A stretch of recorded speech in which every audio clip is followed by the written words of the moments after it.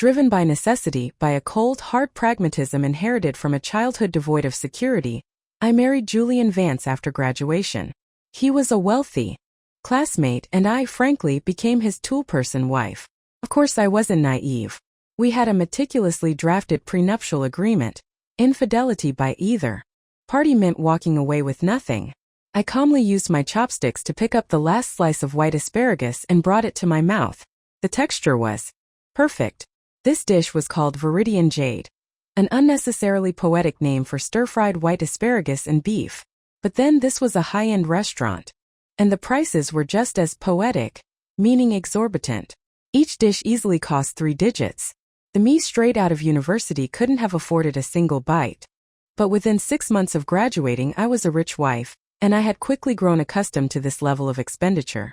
The young woman sitting across from me, watching me eat with such apparent ease, was growing visibly impatient. She forced a smile that didn't reach her eyes. "You have quite the appetite," she commented, the sweetness cloying. "But did you know Julian never uses protection when he's with me?" Julian. His full name was Julian Vance, my husband, my legal spouse. I had finished the white asparagus in the Veridian Jade dish. Now, I picked up the remaining slices of beef. These star-rated restaurants were stingy with portions. A dish barely amounted to a few bites. Quickly finished the last of the food on the table. Setting down my chopsticks, I dabbed my mouth with a napkin, picked up my water glass as if to drink, then paused, seemingly remembering something, before finally meeting the young woman's gaze.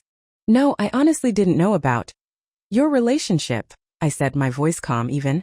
"But did you know that Julian and I signed a prenuptial agreement before we got married?"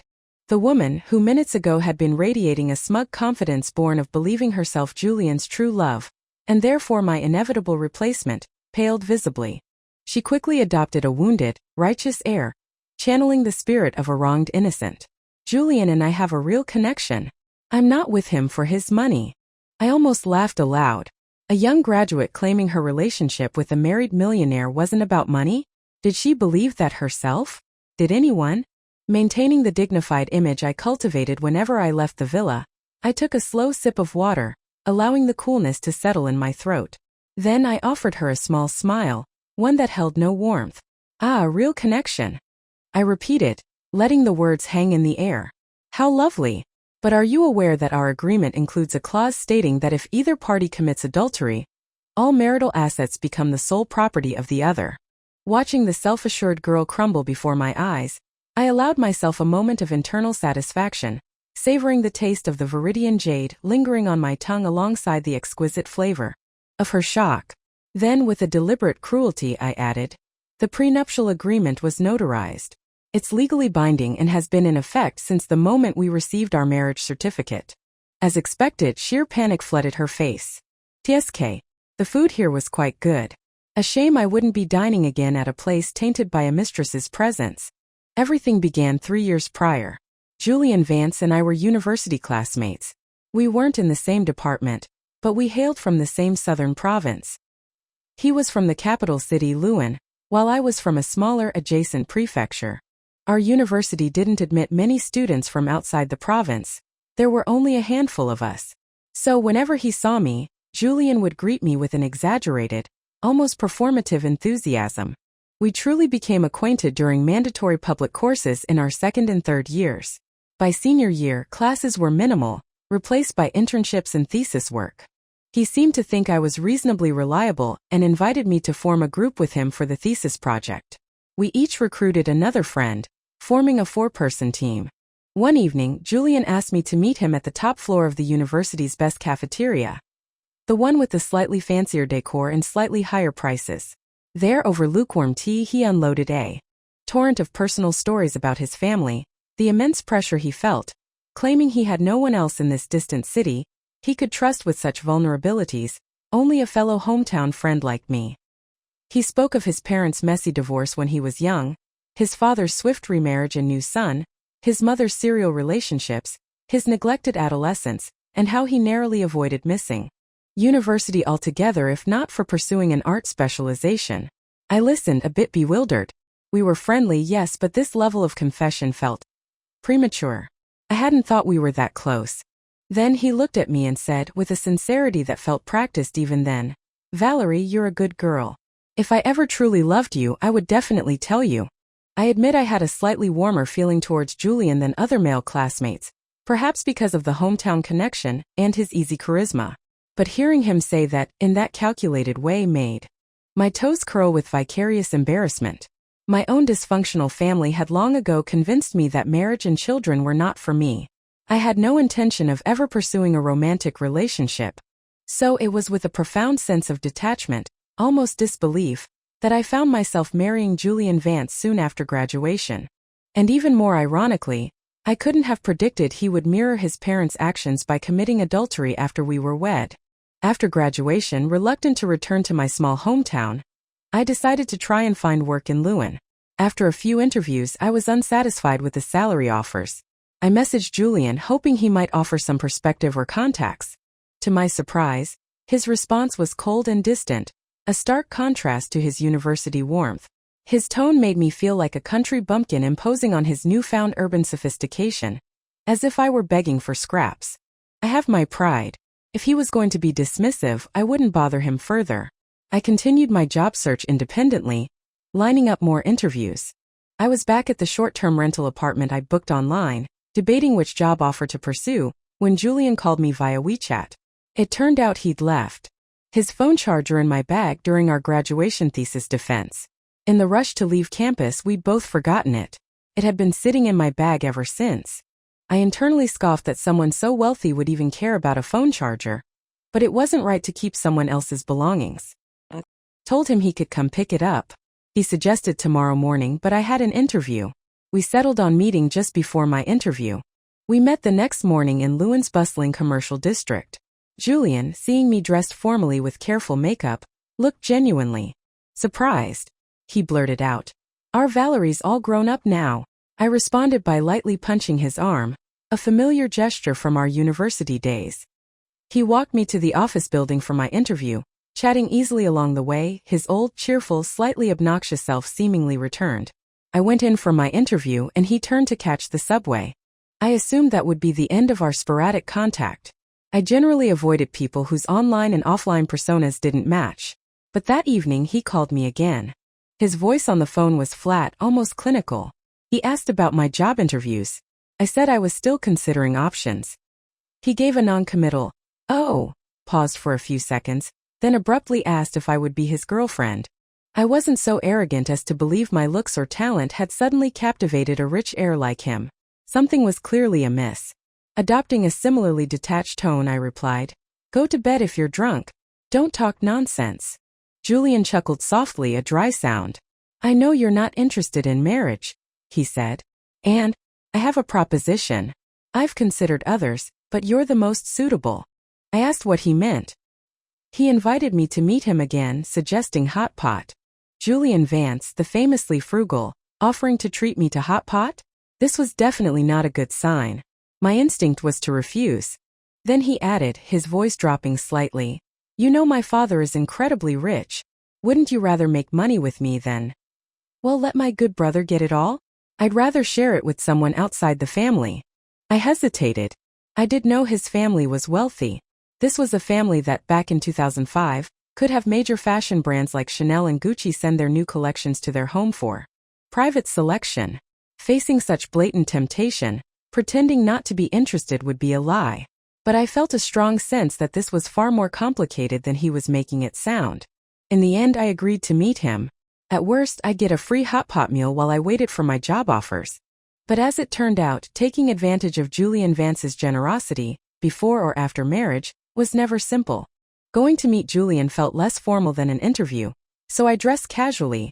A loose, comfortable short-sleeved shirt, no makeup, just some tinted moisturizer and sunscreen.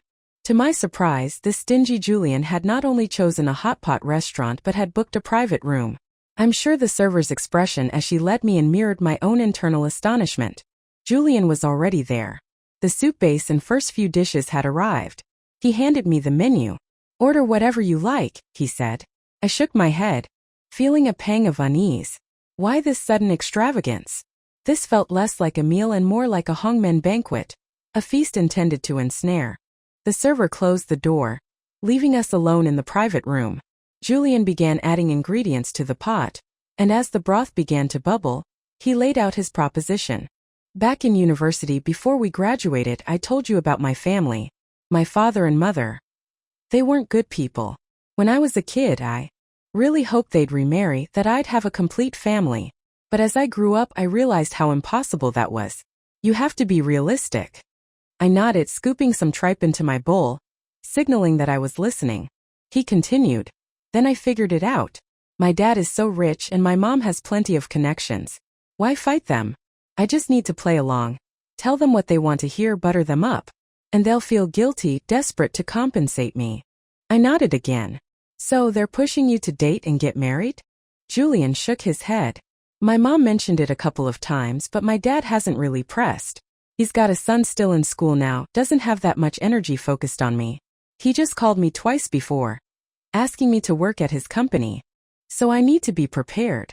If my dad is influenced by his wife for too long, or if my half-brother grows up, or if my dad dies unexpectedly, the inheritance might not be straightforward. He paused, looking directly at me. Think about it. If their neglected son, the one they essentially abandoned, graduates from university, is successful, driven, smooth with people, and even has a girlfriend, wouldn't they be incredibly pleased? Oh, I was speechless. There was nothing else I could say. His gaze was intense, waiting for a reaction. I finally broke the silence. But you could find someone you actually like, I said, genuinely confused. You're over 6 feet tall, just graduated from a wealthy family. I'm not like others, Julian interrupted, his voice hardening slightly. I can be with women, but I also have feelings for men. Frankly, I wasn't surprised. Men who could effortlessly connect with all types of women were either universally charming or, well, like him. Seeing that I didn't react with shock or disgust, Julian seemed pleased and even added a piece of boneless duck web to my bowl. I took a couple of bites, finding it tough to chew. It must have been overcooked, definitely not my teeth. I put down my chopsticks and looked at him again, asking seriously this time. So what do you want from me? A broad, almost childlike smile spread across his face, making him look momentarily like the sunny sports guy on the university field. But the words that followed were anything but cheerful. I want you to be my nominal girlfriend, and then we'll get married by the end of the year. Of course, we won't need to fulfill any marital duties. If you're worried about your safety, we can add a clause to the prenuptial agreement. If I ever force myself on you, you can sue me for marital rape, and all marital assets go to you. It was certainly an offer. I raised an eyebrow. Why the rush? You don't know what my stepmother has done to raise my brother, he said, a flicker of resentment in his eyes. He's young, gets huge amounts of money every Lunar New Year. I'm an adult, I can't just beg for money like that. But marriage is different. I'm starting a family. My dad has to contribute, right? And you, as his daughter-in-law, you'll get big red envelopes from relatives and elders every holiday. We can split that directly. I'll give you 40%. I was genuinely stunned by the implied amount of money his brother received. Tens of thousands, but that didn't stop me from immediately negotiating for 50%. After some back and forth, Julian finally conceded. 50-50 split of all assets acquired after marriage. Don't even think about anything before the wedding. I smiled, satisfied. We can have it notarized, I said. I'm not greedy. Of course I was. Who wouldn't want more money? Both Julian and I came from unhappy families. We held no romantic illusions about love or building a perfect home. Only money offered a tangible sense of security and happiness. Julian went on to discuss more specific details. By the time I got back to my cramped rental apartment, it was dark. Soon after, I saw Julian's WeChat Moments post. It was a photo of us eating hot pot, taken during our conversation. We looked close, him grinning widely, me with a shy blush on my face, a careful performance on my part. The caption read, "After graduation, I finally had the courage to confess to you, hoping we can be happy together. Always." He certainly worked fast. I quietly liked the post and then replied to the HR manager who had given me a job offer. No longer hesitating. I chose a media company, taking a job as a short video scriptwriter. It allowed remote work, no mandatory office hours, though the base salary was low depending on performance. Previously, I would have sought a job with a more secure base salary. But now, as long as I played my part for Julian, money would cease to be a concern. For the Mid-Autumn Festival, Julian took me to meet his mother. For the National Day holiday, we visited his father. They seemed quite pleased with me, only asking that Julian and I build a good life together. I, in turn, was very pleased with the generous red envelopes they gave me as Jan Manley first meeting gifts. Julian's father, evidently pleased with his son's perceived commitment, gifted him a 300,000 RMB business car, saying he couldn't keep making me take the subway now that we were practically married. It wasn't an expensive car, just a practical one for getting around. His mother, hearing this, didn't say much but gifted me a high-quality imperial green jade bangle. I smiled widely when I received it, and even wider when I had it appraised and found it was worth 100,000 RMB. For Christmas, Julian invited many relatives and friends to the villa he lived in. It was technically his father's, but Julian claimed it would be transferred to him upon marriage. In front of everyone, he pulled out a diamond ring, knelt down on one knee and proposed. His relatives and friends were stunned. Following our prearranged plan, I feigned surprise and overwhelmed emotion, then shyly accepted amidst their enthusiastic cheers. The next day, both his parents called him, urging caution about such a big life decision as marriage. At that very moment, we were sitting with a lawyer drafting our prenuptial agreement. Julian took a picture of the signed agreement and sent it to his parents, stating that I was a good girl, not marrying him for money. Soon, everyone in his circle knew about the prenup. His parents were significantly reassured. His father promptly transferred the villa's ownership to him. His mother also selected an expensive, newly built apartment in a good school district. She covered the down payment, decoration costs, and appliances, leaving us only responsible for the monthly mortgage. If I had driven, his father would likely have bought us a new car too. His father had scrutinized the prenuptial agreement and concluded that I wouldn't benefit much from it. Consequently, he tried to discreetly give me extra money to ensure I felt secure and would stay with his son. I politely refused each time, eventually letting Julian accept it on my behalf. Everyone believed I was getting a bad deal by signing that agreement. Meanwhile, I carefully locked away my copy in a place only I knew, patiently waiting for the day I could invoke the infidelity clause and claim a significant fortune. I just didn't expect that day to arrive so quickly. For the next 2 years, our marriage appeared to be the picture of conjugal harmony. To outsiders, Julian was a diligent husband, working hard to build our life together, while I was the devoted wife who had given up a full-time career to focus on our home. His father, impressed by Julian's apparent hard work, granted him some company shares early and personally introduced him to business events. I was equally busy.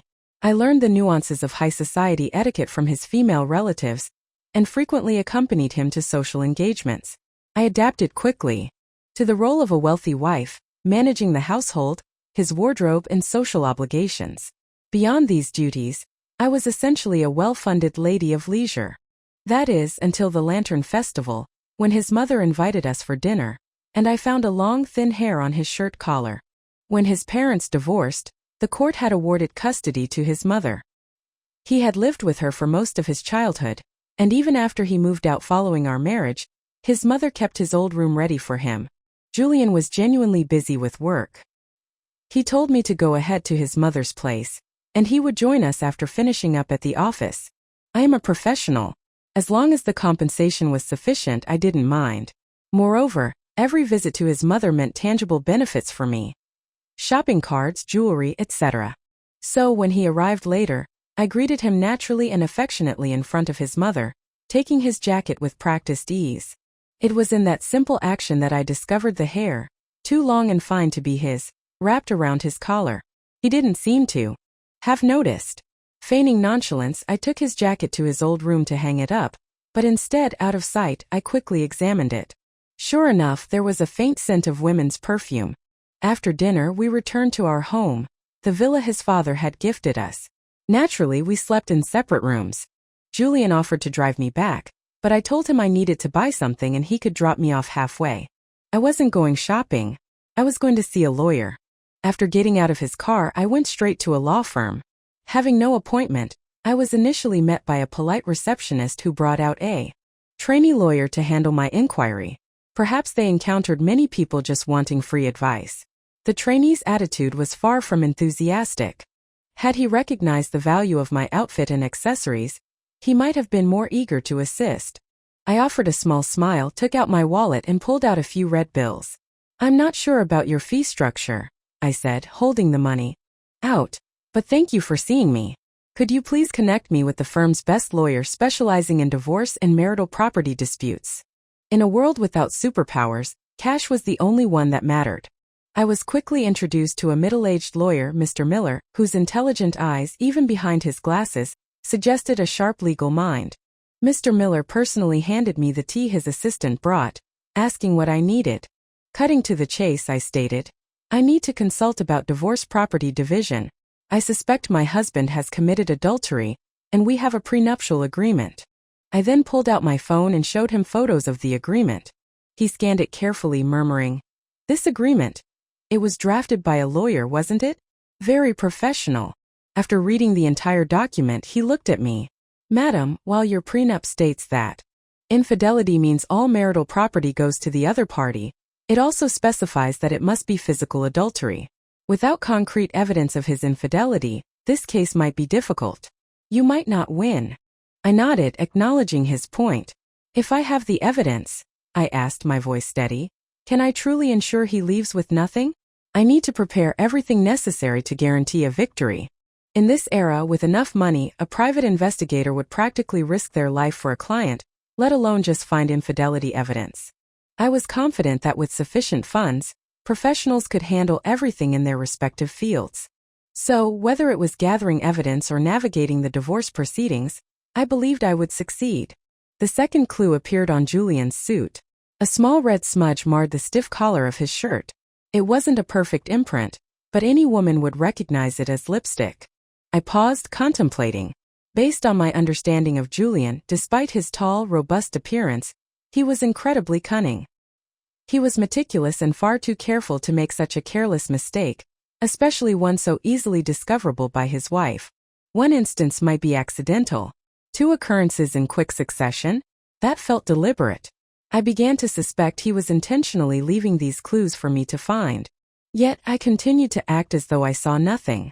I simply urged the private investigator to expedite the process and find the definitive evidence I needed. My urgency, of course, stemmed from another clause in the prenuptial agreement. It stated, "Should the mutual affections of the parties deteriorate, either party may unilaterally propose an end to the marital relationship at any time, with marital assets to be handled amicably." This clause, when we drafted it, was intended to cover the scenario where either of us found true love, a connection so profound it made us want to end our marriage of convenience and pursue a relationship based on love. In such a case, either Julian or I could propose divorce, and the other party had to unconditionally agree and cooperate. The amicable handling of marital assets was the 50-50 split I had negotiated.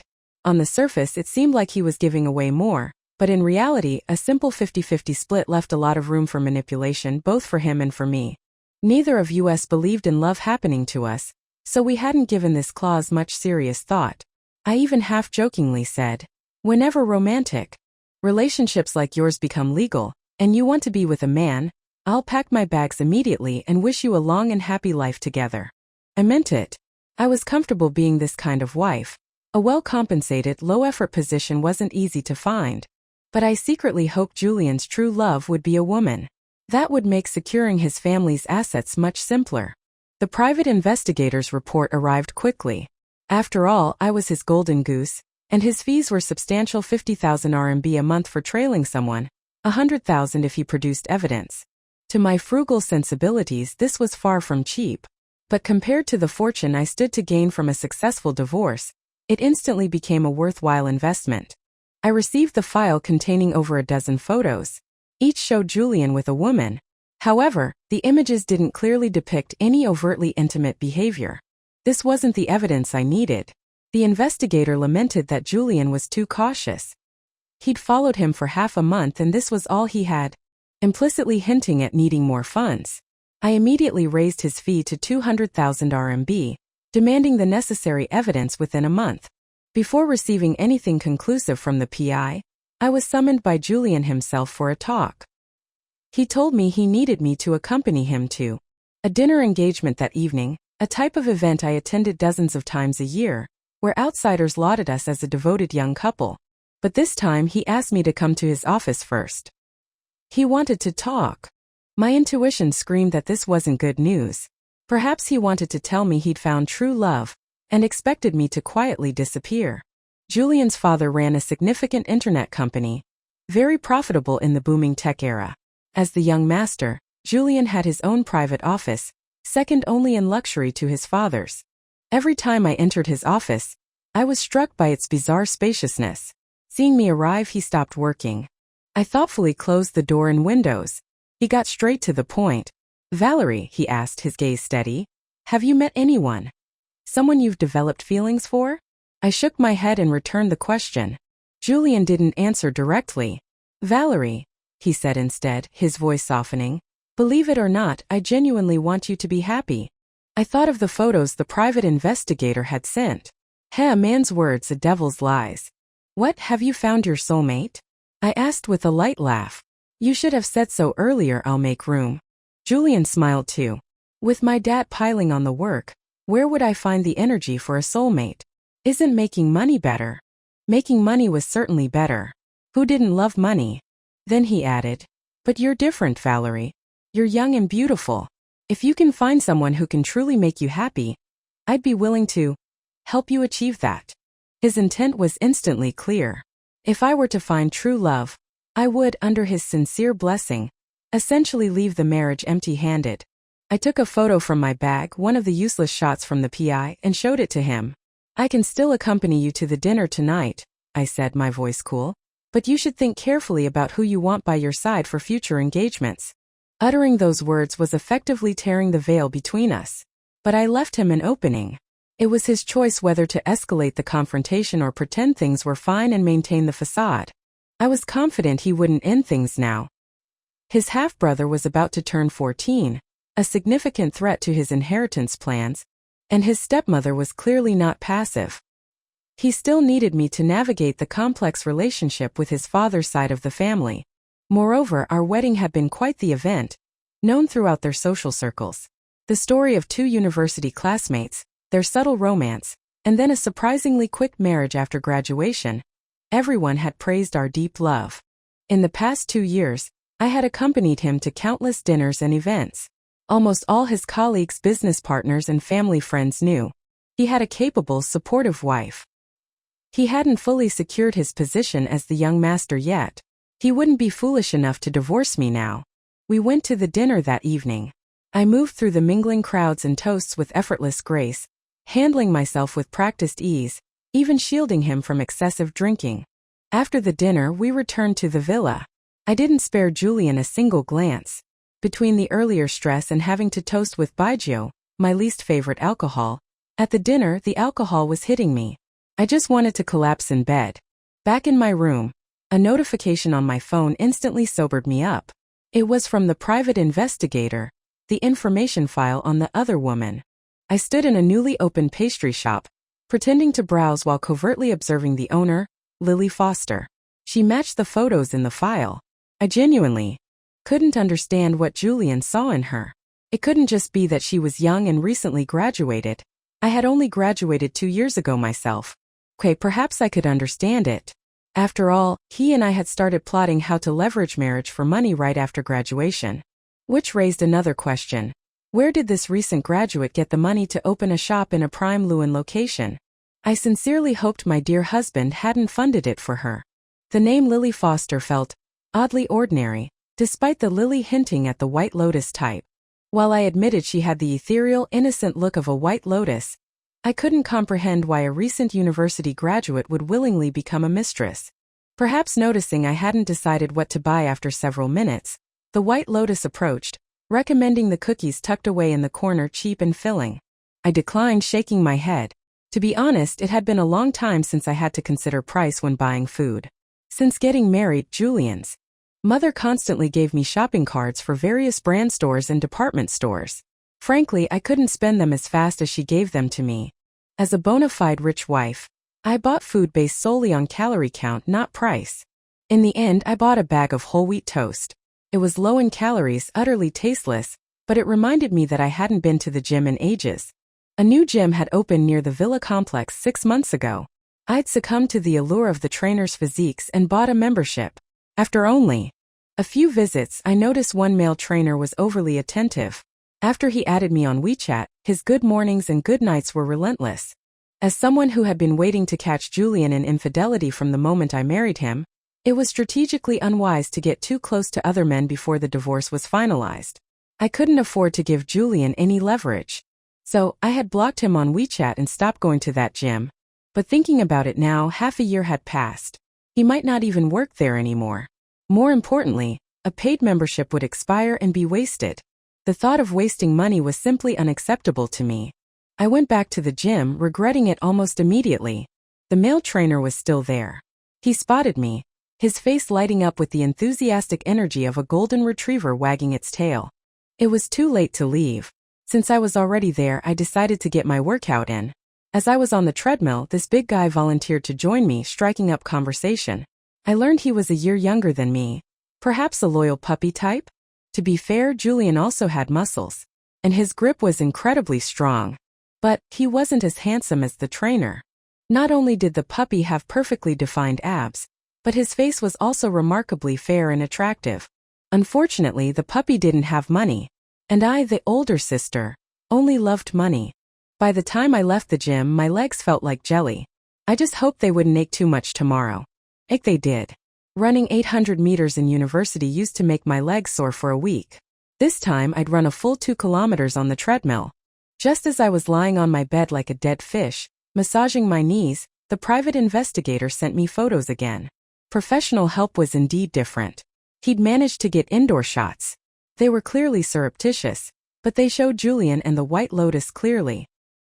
He messaged that he also had photos of the two of them naked in bed, and he would send them as soon as payment was received.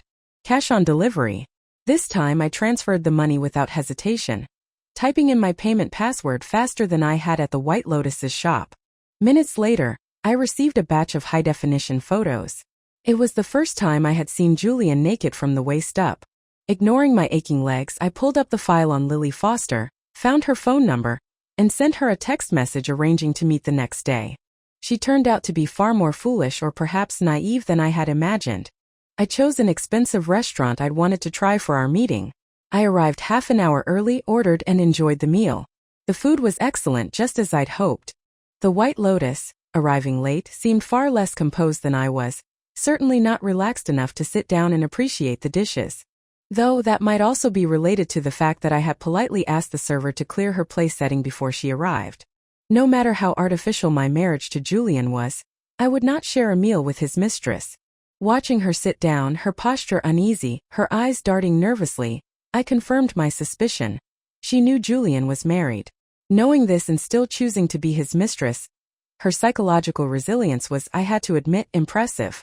She seemed to be visiting this restaurant for the first time too. Otherwise, she might not have worn that pure white lace dress. Wearing that dress, her forehead glistening slightly with sweat, she did indeed look even more like a fresh, artless white lotus rising from the water. Yet, the price of the Veridian Jade dish I had just finished could probably buy her entire dress.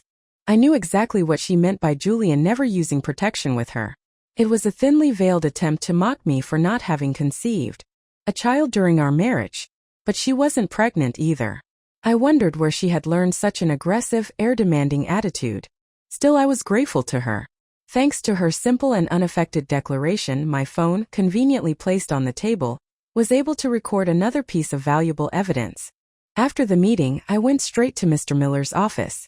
We discussed the details of initiating divorce proceedings, and I formally engaged him to represent me fully in the lawsuit. By the time I took a taxi back to the villa, it was dark.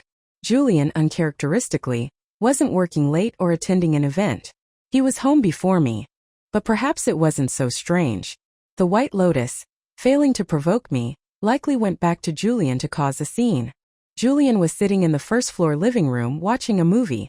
Seeing me enter, he merely offered a casual, "You're back," in the tone of a long-married husband. I ignored him, went to my room to change, then went to the kitchen to make myself some dinner. By the time I finished my simple, bland meal, it was 10 o'clock. He was still on the sofa. He called out to me, Let's watch The Grandmaster together. I knew this was his attempt to salvage our precarious marriage. Honestly, I had far less interest in movies than he did, but The Grandmaster was my favorite film. So I poured myself a glass of water and sat down. Julian had set the central air conditioning quite low. After watching for a while, I felt a chill. He retrieved a blanket and draped it over both of us. We were close enough that I could have rested my head on his shoulder if I wanted to. But I didn't want to. I even subtly refused to let him hold my hand under the blanket. Physically close, our hearts remained miles apart. As the movie neared its end, Gong Air finally summoned the courage to tell it, "Man, I once had you in my heart." It was the culmination of her unrequited love. A moment that moved me no matter how many times I watched it. After the credits rolled, Julian suddenly said, "Valerie, I really did like you once." I knew he meant back in university. I remembered the first cup of milk tea in autumn trend back then. He'd bought me milk tea, claiming he was unaware of the trend. I wasn't immune to his charm back then. But we were both guarded, cautious individuals. Neither of us was willing to make the first move. Drinking that milk tea, listening to him say, "If I liked you, I'd tell you." I wished he had been just a little bolder. If he had, I might have said yes. Perhaps. We would have had a normal relationship like other couples, graduated, worked for a while, and then genuinely looked forward to entering marriage together. But we weren't bold enough. So we graduated in a state of unspoken ambiguity, and then in the adult world, became bound together by money and mutual benefit. Or perhaps, even after marriage, in the familiarity of daily life, I might have come to the thought of let's just spend our lives together. But then he committed adultery with another young girl fresh out of university. Looking at the man sitting beside me, a sense of disorientation washed over me. Aside from the necessary social appearances after marriage, the last time we had been this close was at our post-thesis defense farewell dinner before graduation. He had sat to my right, his strong arm casually draped over my shoulder, playfully demanding I list his strengths and weaknesses. One of the girls in our group had quietly commented that such a gesture was overly intimate for mere classmates. Who could have predicted that shortly after, we would begin a relationship, and rapidly marry, becoming legally recognized and protected as the most intimate of partners. Now we were husband and wife in name only, devoid of any true marital intimacy. We were collaborators in a game of mutual testing and strategy, relying on a carefully constructed facade of deep affection to gain external validation, and ultimately, wealth. "If you truly don't want to continue this marriage, you should have told me directly," I said, my voice cold, cutting through the remnants of the movie's emotion. "I would have processed the divorce with you according to the agreement. You can sleep with 10-20 women after the divorce, I don't care. But I absolutely cannot accept infidelity within the marriage." And he certainly shouldn't have hinted at an open marriage, or subtly encouraged me to get involved with other men. I knew perfectly well how disastrously that would play out for me in court. He was silent for a moment. Finally, he made a request. "Wait one more week. My grandmother. She doesn't have much time left. After we see her off, I'll go to the Civil Affairs Bureau with you."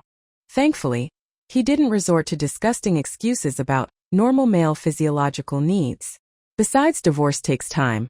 A few extra days wouldn't make a difference between filing the lawsuit and the court date. I said nothing more, accepting his request with silence. He seemed to take my silence as agreement and gently told me to go back to my room and rest. The next morning, I woke early and made myself some spicy wontons. Unfortunately, Julian, also up early, saw them. Shamelessly, he took my bowl and began eating, putting on a show of deep regret, claiming he hadn't appreciated me before and hoped I'd give him another chance. But there was no chance left between us. I moved out of the villa that very day. I didn't take much, confident that I would soon be moving back in. Julian called me countless times after receiving the court summons. I didn't answer a single call. Calmly, I blocked his number. I felt we had nothing left to say to each other. Mr. Miller consistently advised me to appear in court myself. After considering it for a few days, I agreed. On the day of the hearing, I sat quietly in my seat, listening to Mr. Miller engage in legal sparring with Julian's lawyer. I couldn't help but feel the lawyer's fees were well worth it. Ultimately, Julian's side conceded. With the prenuptial agreement and the evidence of infidelity laid bare, they had no chance of winning. During a recess, Julian's lawyer approached, requesting an out-of-court settlement. He offered me the majority of the marital assets, warning me not to burn all bridges. It was a veiled threat. I glanced at Mr. Miller beside me and smiled. "All right," I said, my voice deceptively mild. "However, after getting married, I quit my job and became a full-time wife, managing the household every day. According to the new civil code, shouldn't he compensate me extra for my domestic labor?" Of course, I wasn't the type to settle for being just a full-time wife. I had quit the scriptwriting job, but I had also invested the money Julian's family gave me, and was now receiving monthly dividends. In the end, I was awarded the villa, the school district apartment, and 3 million RMB in cash. It wasn't as much as I had initially envisioned. I believe if I had played his game, helping him secure his brother's potential inheritance portion, the 3 million could have been much, much more. But I didn't want to wait any longer. What I had received was enough for now. Julian asked to meet me at a nearby Starbucks. I didn't refuse. After all, it would likely be the last time he paid for something for me.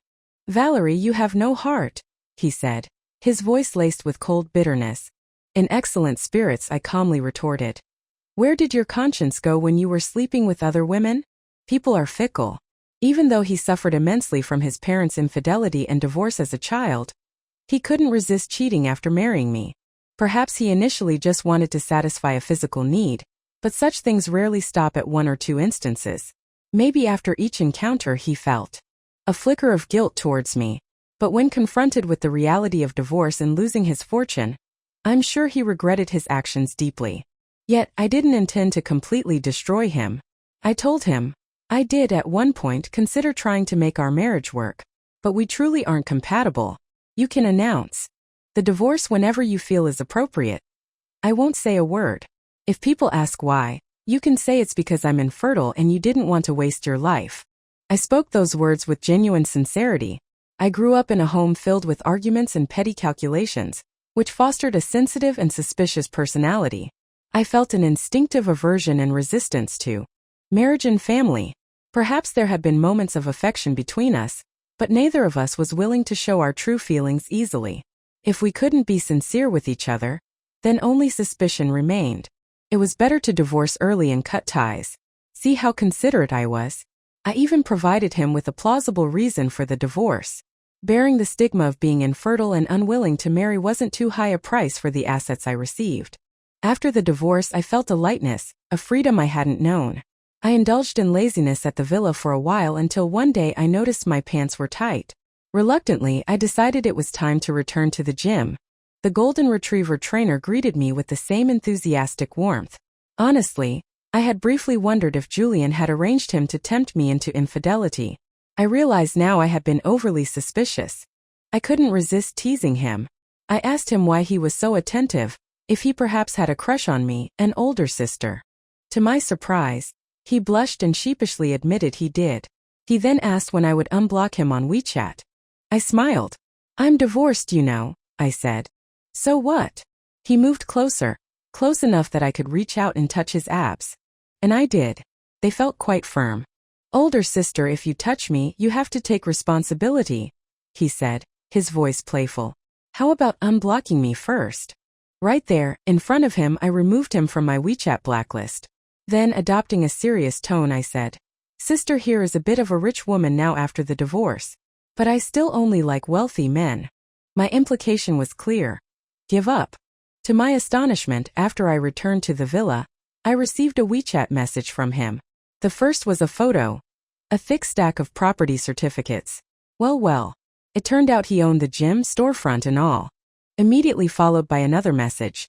"I plan to pretend to be a cute puppy to chase after you, sis. But since you like rich men, I guess I don't have to pretend anymore." I couldn't help but laugh aloud. Who knew what the future held? Perhaps, just perhaps, I might actually find sweet love after all.